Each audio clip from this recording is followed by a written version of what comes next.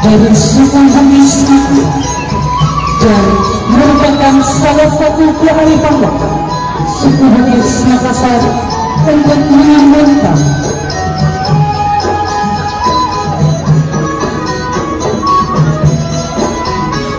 penari menggunakan busana adat Bodo yang persegi hitam dengan lengan pendek di atas siku dan dilengkapi perhiasan seperti gelang, bandol, anting, dan juga tali rantai motif bunga.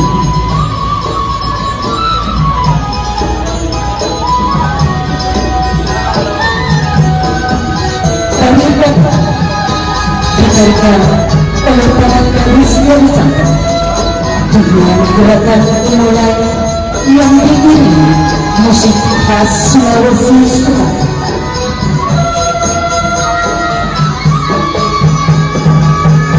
Salah satu gerakan yang khas dari tari paduka ini adalah gerakan Lima-Puluh yang bermakna sebagai tanda penghormatan kepada tamu ataupun tradisi dalam menyambut kedatangan para tamu yang dimuliakan dan juga dipercaya sebagai penolak bala.